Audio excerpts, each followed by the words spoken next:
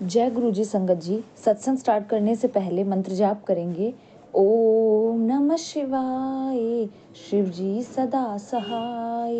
ओम नमः शिवाय, गुरु जी सदा सहाय। संगत जी, जो सत्संग है वो मेरे 1 से 1.5 साल सत्संग पहले का है, यानी कि पिछली जो विंटर स्टार्ट हुई थी तब का है, जब सेकंड नवरात्रि जो आते हैं सितंबर वाले, उसका है। उस टाइम पे हमने पूजा रखी हुई थी।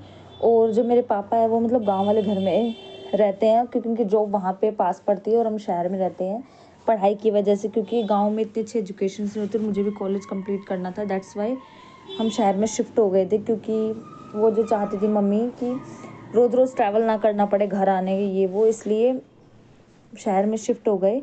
इस वजह से मेरे भाई बहन की पढ़ाई भी अच्छे से हो जाएगी, और गांव में और भी कोई पर्सनल इश्यूज़ थे हमारे, उसकी वजह से हम शिफ्ट हो गए शहर में। और तो मम्मी को और मुझे ही पूजा की सारी जो तैयारी थी वो हमें ही करनी थी। और मेरे भाई बहन छोटे छोटे हैं तो वो इतना कंट्रीब्यूट नहीं कर पाते और इतना इंटरेस्ट नहीं दिखाते पूजा पाठ की तैयारियों में। तो फिर ऐसा हुआ कि उस दिन जिस दिन पूजा थी उस दिन मम्मी को गांव जाना पड़ा, और सारे का सारा जो लोड था वो मुझ पर आ गया घर की साफ़ सफाई का, क्योंकि उनका सामान कुछ रखा हुआ था, इस वजह से उनको जाना पड़ा। और क्या हुआ कि मेरे पापा को भी मतलब आना था, पर उन्होंने अचानक से मना कर दिया, नहीं नहीं तुम कर लो, मैं नहीं आऊँगा। पता नहीं उन्होंने क्यों मना किया, क्योंकि उनको तो बहुत शौक था कि माता रानी की पूजा हो, ये हो वो, उन्होंने मना कर दिया। तो जब हम आए, मम्मी को थोड़ा लेट हो गया, तो उन्होंने बोला था कि हम 5 घंटे की कंप्लीट करवाएंगे, जो भी आप पूजा करवा रहे हो, कीर्तन भजन करवा रहे हो, 5 घंटे तक करेंगे कंप्लीट। पर जब वो आई तो वो बैठी, तो उन्होंने थोड़ा बहुत टाइम ऐसे ही निकाल दिया, और उसके बाद से मतलब आधा 1 घंटा निकाल दिया ना, उन्होंने तैयारी में हेल्प करवाई ना कुछ, क्योंकि मैं अकेले ही थी। तो उन्होंने मतलब बिल्कुल भी हेल्प नहीं करवाई तैयारी। मम्मी जो जिनके घर में हम रहते हैं मकान मालिक, उनको भी बोला था कि तैयारी करवा दें, तो उन्होंने बहुत ज़्यादा ढील दी। और वो कुछ मतलब उल्टी सीधी बातें बोल रही थी हमारे बारे में कि किराएदार हैं, तुम ऐसे ही कर देना ये वो, क्योंकि मैंने सुन ली थी उनकी बातें। तो बोल रही थी किराएदार है तुम कर देना, ऐसे ही करवा देना। तो उन्होंने क्या किया कि वो आई, थोड़ा बहुत लगवाया, और मतलब बहुत सारी चीज़ों को मैस कर दिया उन्होंने, बहुत सारी चीज़ें इधर उधर कर दी, चलो छोड़ो हो जाता। पर उसके बाद क्या हुआ कि सारी तैयारी हो गई, उन्होंने बोला कि नहीं नहीं मैं 2 से ढाई 3 घंटे ही करूँगी, 5 घंटे नहीं करूँगी। तो मम्मी को लगा था कि 5 घंटे होगा तो अभी टाइम है, चलते हैं। तो उनके बाद क्या हुआ कि मम्मी के आने से पहले ही उन्होंने आरती वगैरह सब कुछ कंप्लीट कर दिया, और जो पेमेंट थी जितनी भी उन्होंने ली थी मुझे याद नहीं है, 10,000 का, तो उसके अंदर जितनी भी सामग्री था वो आया। उसके बाद जो उन्होंने फीस थी कंप्लीट ली, जितने की उन्होंने बोला था वो कंप्लीट ली सब कुछ, और सारा सामान इधर उधर हो गया, हमें पता भी नहीं चला कहाँ किसने क्या लिया, कुछ नहीं पता चला। और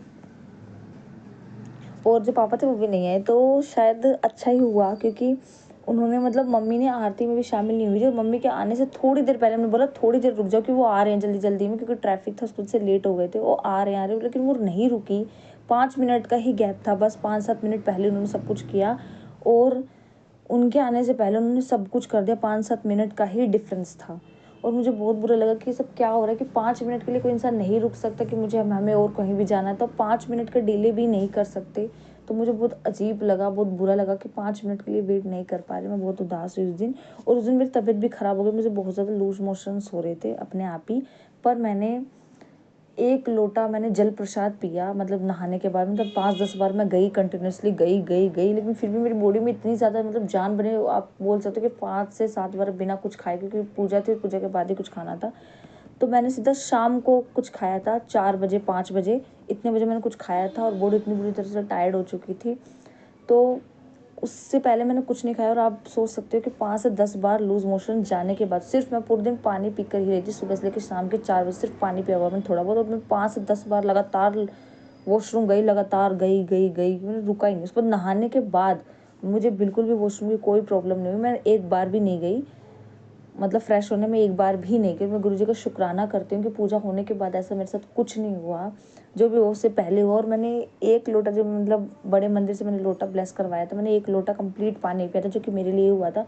और उस 1 लोटे जल ने मेरे लिए मतलब इतना इतना अच्छा वर्क किया कि मैं पूरे दिन बहुत एक्टिव थी। सारी तैयारियाँ, जो भी सामान जहाँ से भी मांग रहा था मैं फटाफट निकाल कर देती, सारी तैयारी मैंने अकेले खुद की। और सब शॉक्ड भी थे और वो लोग भी शॉक्ड थे कि मैं अकेले सारी तैयारी फटाफट जो वो मांग रहे मैं फटाफट दे रही थी। आप सब भी जानते किराए के रूम जो होता है या फिर अकेले किसी पूजा की तैयारी करना बहुत ज़्यादा अच्छे से करनी पड़ती है, बहुत ज़्यादा साफ़ सफाई से करनी पड़ती है। और हम भले कितना भी काम कर ले लेकिन जब पूजा पाठ का काम होता है उसको बहुत ज़्यादा साफ़ सफाई से, ये मतलब ये थोड़ा सा भी इधर का उधर नहीं होना चाहिए। तो मैंने बहुत अच्छे से किया गुरु जी की कृपा से, जितना भी मैंने सामान जो भी उनको चाहिए था मैंने सब निकालने के दिया अकेले, कि कौन सा सामान कहाँ रखा है, कौन सा कहाँ रखा है, सब कुछ। क्योंकि जिस दिन पूजा थी उस दिन भी हमारी तैयारी कंप्लीट नहीं हुई थी। हमने सोचा था कि कंप्लीट हो जाएंगे लेकिन समहाउ नहीं हो पाया। तो सब कुछ गुरुपा ने करवाया लेकिन मेरे पापा नहीं आए थे, और अच्छा हुआ कि वो नहीं आए क्योंकि गुरुपा के लिए सब कुछ चुटकियों का खेल है, वो जो चाहे वो कर सकते, लेकिन वो नहीं आए तो अच्छा ही हुआ। क्योंकि हमारे आने से पहले उन्होंने 5 मिनट भी वो नहीं रुके और सब कुछ उन्होंने फीस वगैरह सब कुछ लिया, लेकिन अच्छे से उन्होंने नहीं किया। वो खुद उबासियाँ ले रही थी जो थी, मतलब उन्होंने नहीं किया। तो उसके लिए मैं गुरुजी का शुक्राना करती हूँ, क्योंकि पापा आते तो उनको भी और गुस्सा आता कि अच्छे से कुछ तैयारियाँ नहीं हुई है ये वो। तो मैं गुरुजी का शुक्राना करती हूँ कि बात ज़्यादा बढ़ी नहीं, सब कुछ निपट गया और सारी तैयारियाँ मैंने देखी।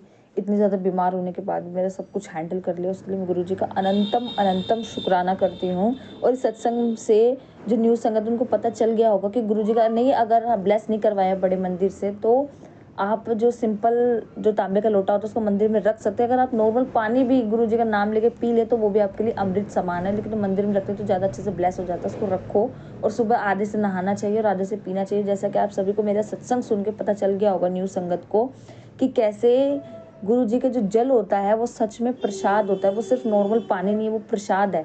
और पानी तो है ही दुनिया की सबसे ज़्यादा पवित्र चीज़ की, हर चीज़ जिस पे भी डालो वो शुद्ध हो जाता है। तो पानी जो होता है मंदिर जो ब्लेस करना, मतलब अपने जो मंदिर जहाँ पे हम पूजा करते हैं वहाँ पे रखना है नॉर्मली। और जिस आपके पास नहीं है ब्लेस लोटा तो आप रख सकते हो उनका नाम लेके, गुरुजी प्लीज़ इस लोटे को ब्लेस करिए, आप रखिए, शुद्ध मन से मंत्र जाप करिए और उसको सुबह आधे से नहाना है, आधे से आधे को पीना है और आपकी लाइफ बदल जाएगी। आपकी बॉडी की एक्टिविटीज़, आपकी स्किन, सब कुछ अच्छा हो जाएगा। क्योंकि मैंने खुद ट्राई किया कि मेरी स्किन एकदम बहुत बहुत अच्छी हो गई थी, क्योंकि बहुत ज़्यादा ड्राई हो रही थी। साथ ही इतना ज़्यादा ब्लैक मैजिक था कि गर्मियों में भी मेरी स्किन इतनी ज़्यादा ड्राई होती थी, जैसे चमड़ी छूट जाती थी, एकदम एकदम वाइट वाइट लगता था, बहुत बुरी तरीके से, बहुत गंदे तरीके से। और मैं गुरु जी का शुक्राना करती हूँ कि अब मुझे कोई भी ऐसी प्रॉब्लम नहीं है, मतलब फिर से आगे आगे, क्योंकि मैंने छोड़ दिया था। बहुत कुछ करना ठीक हो जाता है इंसान का तो वो छोड़ देते थे। जैसे दवाई की तरह ही होते हैं हमारे, कि अगर हमारे साथ हमारी तबीयत ठीक हो गई तो हम कोर्स कंप्लीट करे बिना ही छोड़ देते हैं। तो मुझे क्या पता था, गुरु जी का मैसेज भी आता है कि वो लगे हुए हैं, उनको कितना है, मैं तुम्हें बार बार मुसीबतों से निकालता हूँ लेकिन वो मानते ही नहीं है। और गुरु जी से प्रे करती, गुरु जी आप तो परमात्मा हो, सब कुछ आपको ही करना है, वो माने ना माने वो सब आपका काम है, सब कुछ कि आपको कैसे क्या हैंडल करना है, हम कुछ नहीं जानते। और अगर हमें पता भी चले इंसान हमारे साथ ऐसा कर रहा है तो हम उससे बस अलर्ट ही हो सकते हैं, उसके अलावा तो सब कुछ भगवान को ही करना है। तो so this is my divine सत्संग, कि कैसे गुरुपा ने कृपा की और कैसे हमारी पूजा को संपन्न करवाया और कैसे कुछ भी खराब होने से उन्होंने बचाया। और सारी से जो सच्चाई थी उनके बारे में बात जो कर रही थी, जिनको कीर्तन करना था, वो हमारे मेरे सामने लाई और उनके बारे में हमें पता चला। और फिर जो वो थी जो पूजा करने आई थी वो मेरे लिए रिश्ता भी लेकर आई थी, और उन्होंने झूठ बोला कि मेरा ऐसा घर है, मेरे 2 फ्लोर का घर है, मुझे मतलब मेरी छोटी बहन उनको मना कर दे, मम्मी बोले इनसे कर लो, क्योंकि वो थोड़ी अलग नेचर की, और मैं मम्मी को लगा कि मैं एडजस्ट नहीं कर पाऊँगी। और मम्मी मेरी जो शादी थी वो करना भी नहीं चाहती थी, पर उन्होंने बोला नहीं नहीं इनकी नहीं करना चाहते, और उन्होंने झूठ बोला 2 फ्लोर का घर है। जब मम्मी ने उनका घर देखा जाकर तो सिर्फ 1 फ्लोर का था, वो भी बहुत छोटा सा घर था उनका। तो मम्मी को लगा कि इतना ज़्यादा इतनी सी बात पे झूठ बोलने की क्या ज़रूरत थी, इसलिए मम्मी ने मना कर दिया। क्योंकि इतनी सी बात पे जो इंसान झूठ बोल रहा है उसको ये तक डरने की हम चेक कर सकते हैं। तो मम्मी को लगा कि मम्मी डर भी गई थी कि काफ़ी ज़्यादा कि कहीं कुछ कर ना दे, क्योंकि पता है कि उनको बहुत सारी चीज़ें पता होती हैं कि पूजा पाठ करती है, माता आती है उनमें, तो उन्होंने भी कहा था तो कुछ मतलब गलत कुछ कर ना दे। तो गुरुपा का मैसेज आया कि कोई तुम्हारे साथ कुछ गलत नहीं कर सकता, क्योंकि सब कुछ मेरे अंडर है, कोई तुम्हारे साथ कुछ नहीं बिगाड़ सकता, तुम फिक्र मत करो और किसी भी झंझट में मत पड़ो। तो उसके लिए मैं गुरु जी का शुक्राना करती हूँ कि जब से हमारी लाइफ में आए, जब से हम हर चीज़ को लेकर एकदम फ्री हो गए हैं, किसी भी चीज़ की कोई प्रॉब्लम नहीं है कि कोई हमारे साथ ये कर देगा वो कर देगा, क्योंकि हम पूरी तरह से सब कुछ सरेंडर कर दिया है उनके चरणों में। और अब कोई सी बात का डर नहीं कि कोई हमारे साथ कुछ कर देगा। तो हमें पता है कि वो हर चीज़ से डूबते डूबते हमें निकाल ही लेंगे, क्योंकि बहुत बार हुआ है कि जब उन्होंने ऐसा लगा है कि आप समझो डूब गए गुरु जी के होते हुए, कुछ नहीं होगा कुछ नहीं होगा, ऐसा स्ट्रेस लिया बहुत ज़्यादा, लेकिन ऐसा कुछ नहीं हुआ। उन्होंने हमेशा हमें